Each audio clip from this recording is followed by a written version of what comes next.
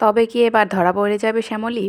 কোন গোপনে মন ভেসেছে ধারাবাহিকের প্রতিদিনের আপডেটগুলো পেতে আমাদের চ্যানেলটিকে সাবস্ক্রাইব করে দিয়ে আমাদের সাথেই থাকুন।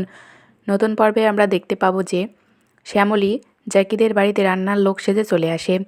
জ্যাকির মা বলে যে তুমি কি চাইনিজ রান্না করতে পারো? তখন শ্যামলী বলে যে পারি। এরপরে জ্যাকির মা বলে যে আচ্ছা ঠিক আছে, তুমি চাইনিজ রান্না করো আর সঙ্গে কিছু আলু পোস্তও রান্না করবে। আসলে আমার ছেলে আলু পোস্ত খেতে খুবই ভালোবাসে।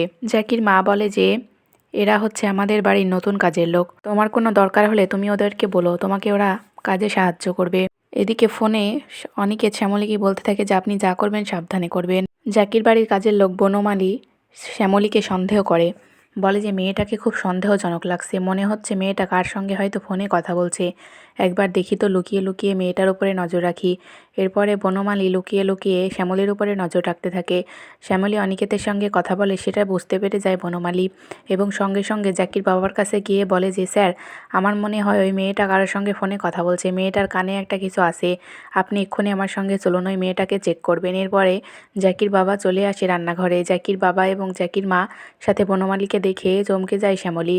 এদিকে অনিকেত বারবার বলতে থাকে যে কী হয়েছে শ্যামলী, আপনি কি ভয় পেয়েছেন?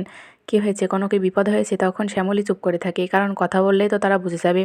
তখনই জ্যাকির বাবা জ্যাকির মাকে বলে যে যাও তুমি গিয়ে মেয়েটাকে চেক করো, ওর কানে কি আছে, ও বারবার শুধু কানে কেন হাত দিচ্ছে। তখনই জ্যাকির মা এসে শ্যামলীর কানে হাত দিবে। তো বন্ধুরা, শেষ মুহূর্তে কি ধরা পড়ে যাবে শ্যামলী? আপনাদের কি মনে হচ্ছে?